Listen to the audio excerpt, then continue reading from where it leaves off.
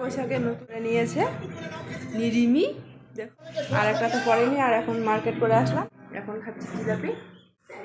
পড়া অংশের কাছে কিছু না কিছু খেতে হয়।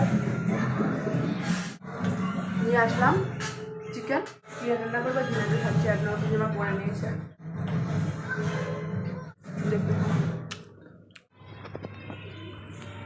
তোমরা কেউ এগুলা খাই? আমরা খাই মানে আমি খাই না, আমি বাদে।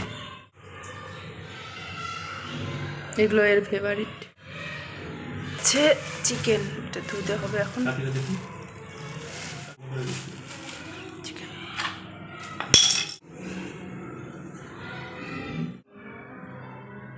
দেখো, মাংসগুলো করে মশলা টসলা দিয়ে মেখে নিতে হবে। এগুলো একটু এখন ম্যারিনেট করে রেখে দিব।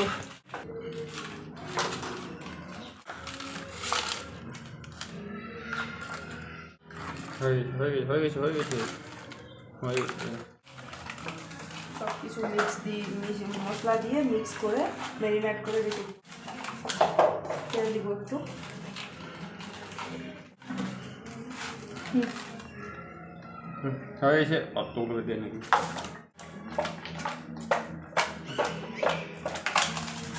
মাংস রান্না করলে বেশি টেস্টি লাগে। মেখে এখানে আধা ঘন্টার মতো রেখে দিই। টমেটো দিয়েছো? না, টমেটোটা এখন কেন দিবে? টক জাতীয় জিনিস না।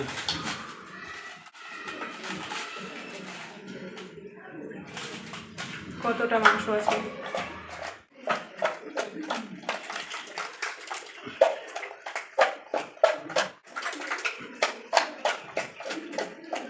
দিয়া খালি ছোকাচ্ছ?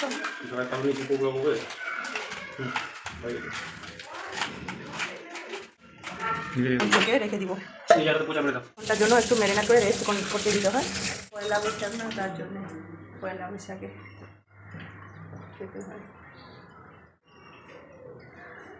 আমি এখন মাংস রান্না আমার হয়ে গেল। আমি রান্না করছি অনেকক্ষণ ধরে, কিন্তু আমার মোবাইলটা ছিল না। ঠিক আছে, মাংসটা কালারটা এসছে।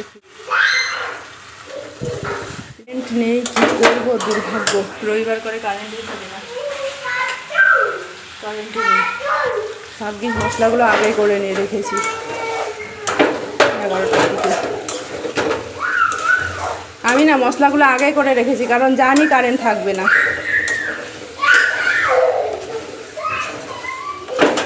আর কষা হয়ে গেল, কষাটা দারুণ হয়েছে, আর স্মেলও দারুণ হয়েছে।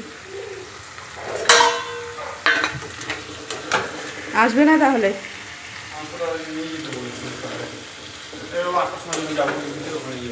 রাতের ডিউটি আছে তোমার?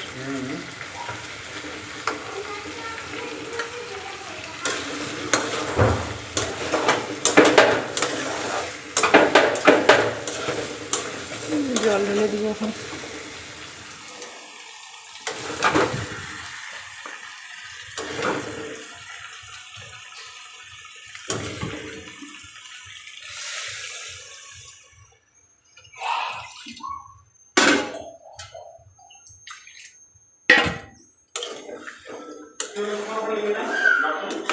বন্ধ করে দিয়েছি, দাঁড়াও।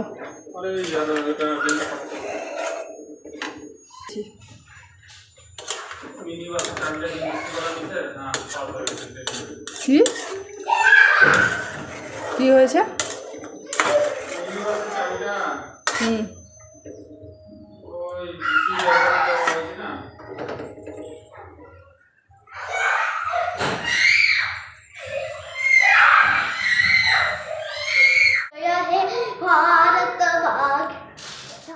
इधर आओ, देख क्या कहा? पापा नहीं ले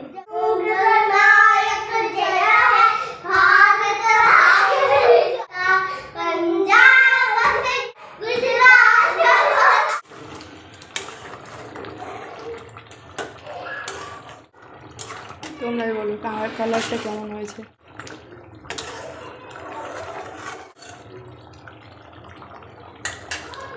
হ্যালো এভরিওয়ান, তোমরা সবাই কেমন আছো? আশা করি তোমরা সবাই ভালো আছো, সুস্থ আছো, আমরাও ভালো আছি। দেখো বন্ধুরা, আজকে হলো পয়লা বৈশাখ।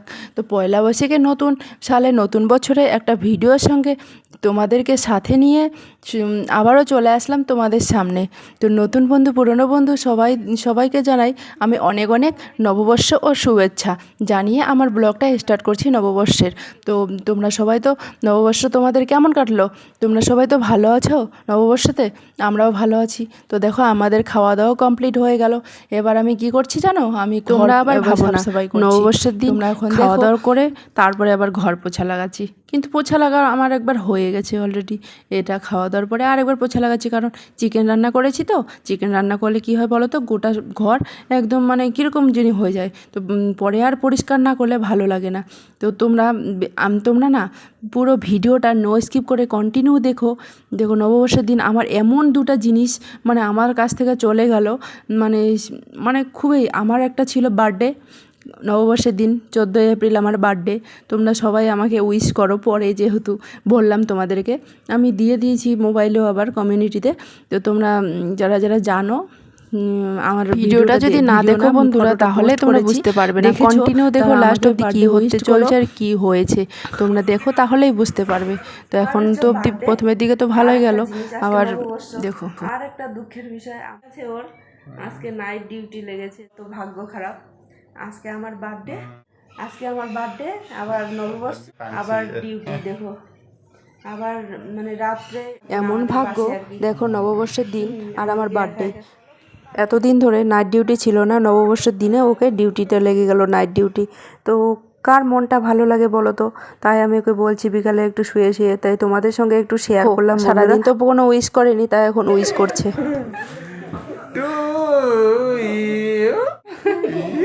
দেখো সবাই বন্ধুরা, দুইটা জিনিস মানে একটা বার্থডে সেলিব্রেট তো হবে না, তো থাকবে না ডিউটি পাগল। তোমরাই বলো আজকে মানে এমন আমার ভাগ্য। দেখো একটা নববর্ষ একটা বার্থডে, তো তার জন্য ও আমার পাশেই থাকবে না। তো আমার ভাগ্য খারাপ না বলো? তাই বলছি ওকে যে ফৌজির ওয়াইফ হওয়া এতটা ইজি না। মানে ফৌজির ওয়াইফ হওয়া স্ট্রাগল, মানে বেশি করতে হয় স্ট্রাগল। আমার পাশে থাকতে পারবে না, আবার লিব্রেটও হবে না। তোমরাই বলো। পয়লা বৈশাখে ডিউটি যাচ্ছে, দেখো আমার চলে গেল ডিউটি। দেখো আজকে রাত্রে একা একা। চলো লিফটের কাছে তোমাকে এগিয়ে দিয়ে দেখো চলে। আমার ভাগ্য এতটাই খারাপ যে আর বার্থডের দিন নিজের লোক কাছে একা একা থাকতে হবে এখন। দেখো সবাই, দেখো একটু